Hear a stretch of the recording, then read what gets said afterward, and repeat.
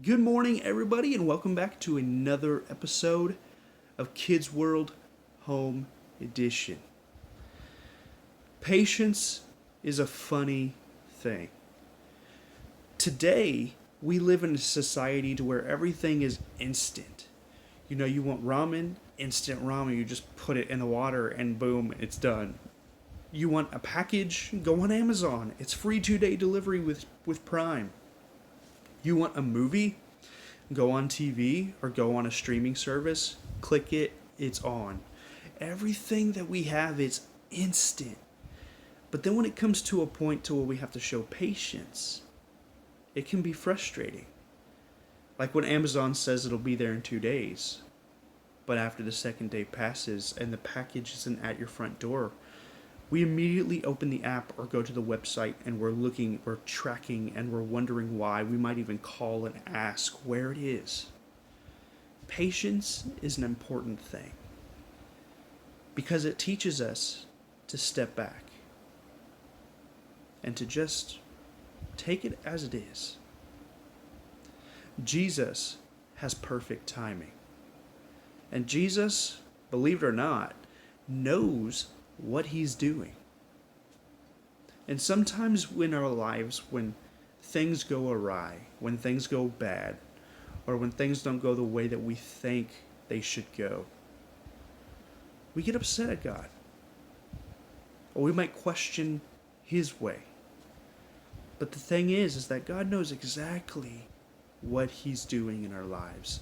And he just asks us to have a little faith. Now, faith is like the foundation of a house. What would happen if you just built the house in the dirt? Well, if it rained, it would probably sink. When the ground gets really dry during the summer, the house might crack. The house might shift because you might live in clay or a different kind of ground and soil. That's kind of what our life does without faith. It moves, it's unsure, it can be brittle, it can be sunk. But then we put the concrete slab down into the ground, and then we put our house on top of it, and then what happens? When it rains, it doesn't move. When the ground gets dry, it doesn't crack. If we live in soft soil, it doesn't sink. It's there all the time. And that's what faith is. Faith is what we have in Jesus Christ because we know that he will do what he says he's going to do. Why? Because it says in the Bible. And when we believe that he's going to do it because he's done it before, without question, that's faith. And Jesus wants us to have that type of faith. So we're going to learn how these two coincide together from two different people. One is a woman in a crowd. Another one is a man named Jairus. Jairus was a leader of the synagogue. He was a leader in the church. He was kind of like the main guy. Not like the pastor, but the person who watched over everything. And we're going to learn about these two things. Now, Jesus was in a crowd. He normally is. He's a pretty popular guy. And what's sad about this is it's pretty much down the middle. Half of the people believe that he is the Messiah. But half of the people only like him because of the miracles. They want it because it helps them with something. And that's kind of how people are with Christians when they're saved. Some people get saved and they serve Jesus throughout their life. Some people get saved and they put Jesus away. They hide him until something bad happens and they try to pull him out and say, I need help with this. That's not what Jesus wants. Jesus wants us to love him and serve him in every moment of our life. So he's going through this crowd. And suddenly this man named Jairus is crawling through the crowd. He's trying to find his way through to Jesus, and it's very urgent. Kind of like going to the mall or trying to get to an item in your favorite store, and the place is just crowded, just absolutely full of people. It's really hard to get to the place you want to go. It's really hard to find the thing you want because people are just all over the place and you're trying to push people aside or you're trying to go through all the cracks, and it's just really, really hard. That's kind of how Jairus was feeling. He needed to get to Jesus, and it was really, really hard. But eventually he got to him, and sadly time had passed, which is something he doesn't need right now. He gets to Jesus and he says, "My daughter is dying." Jesus, without hesitation, says, "Let's go." They begin walking, and I can imagine how quickly they're trying to get through the crowd because Jairus is frantic. But of course, Jesus is calm, probably taking his time through the crowd, not walking slowly, but walking regularly, not in any rush or panic. As they walk through the crowd, there is a woman who has a condition. She's been bleeding for 12 years, constantly bleeding.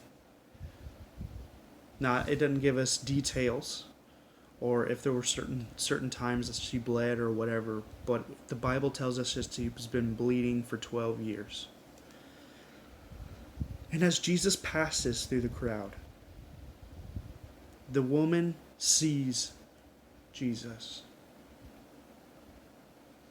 And Jesus is wearing a robe at this time, and it's probably kind of dragging on the floor. It's a little bit longer than he is, and it's probably dragging on the ground, the stone or the dirt, whatever they're walking on. And this woman sees it, and she tells herself, if I could just touch his garment, if I could just touch a piece of his clothes, I can be healed. That's how much faith this woman had. That if I could just touch a piece of his clothes, I'll be fine. Now it says that when she reached up to him and touched the corner of his robe, that immediately she was healed. And at that moment, that same moment, while Jesus was walking with Jairus, he felt power leave his body. Which is really interesting because it's the only time we read about that.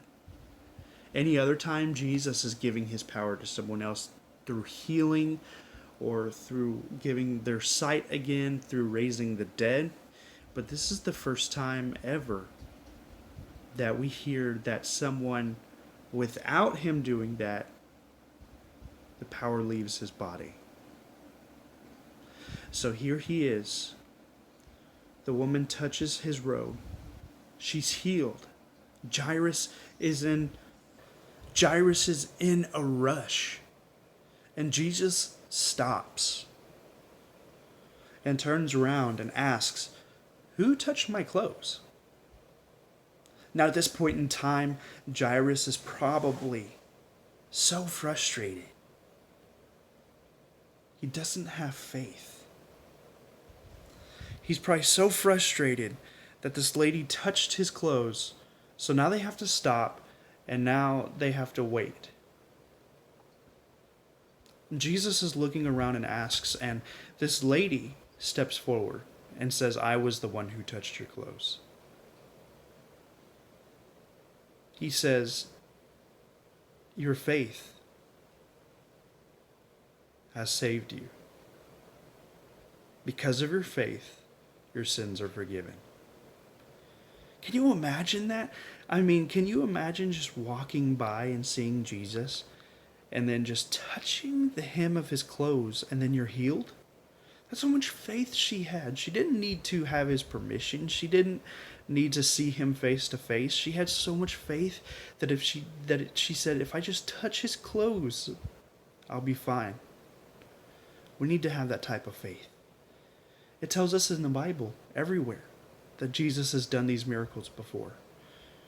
That Jesus is the King of Kings and Lord of Lords. And we look around this world and we see what's going on, and sometimes we get scared. But Jesus says, have faith. Because I said it's going to happen. At this time, after Jesus talks to the lady, a servant comes up to Jairus and tells him that his daughter died. Jairus is saddened. He's upset, probably a little angry, because in his mind they wasted time. He tells Jesus, "Don't worry about it anymore. It's too late." Jesus says, "No, let's keep going." A few moments pass and they finally reach Jairus' house and they walk in. There's a large crowd in the house. People, men and women, crying, weeping, saddened by the passing of this little girl. Jairus' wife is sitting there, also crying, and I can imagine Jairus as he walks in and sees the crowd and sees his wife begins to cry as well. He's lost hope. The little bit of hope that he had left is gone. Jesus says something that catches the crowd off guard. He says, "Why are you crying? The little girl, she's only asleep." The people begin to laugh because they know this is false. People have seen death before. There was probably someone there, a doctor, who felt her neck and didn't feel a pulse. They began to laugh and they didn't believe Jesus, which happens quite a bit today too. They don't believe what Jesus has to say. They don't believe what Jesus says in his Bible. And Jesus tells the people in the house, except for Jairus and his wife, he says, "Please leave." They all leave the building, probably still saddened, some maybe still mocking. And Jesus asks Jairus and his wife to enter the room where their daughter lay. They watch as Jesus kneels down, puts his head close to her ear, and says, "Wake up, child." The little girl begins to move and she sits up straight, and I don't know what she did. She might have yawned, she might have kind of stretched her limbs. I don't know what she did. But the Bible tells us that Jairus and his wife were astonished. They were amazed. The little girl jumped off the bed and ran over to her parents and gave them a big hug. And that's the end of the story. Guys, Jesus has his perfect timing. And just like Jairus saw, it might not be the timing that you want. But when Jesus is involved, it's perfect timing. Things will happen. Miracles can happen. Huge things can happen. And know that in life, things will get in the way. But Jesus, he's all powerful. Just like the woman who was bleeding and touched the hem of his garment, that wasn't in Jairus' plan. He didn't have time to stop and talk. But Jesus did. Why? Because he's all powerful. He has all the time in the world. He has all the time in the universe. But in our minds, we get upset, we get frustrated. Why isn't this working? How come we can't go on our trip this summer? Why is it that this is going on in our family? But Jesus says patience and faith. I love you guys. And hopefully soon we'll be back together. I'll check y'all next week. Bye.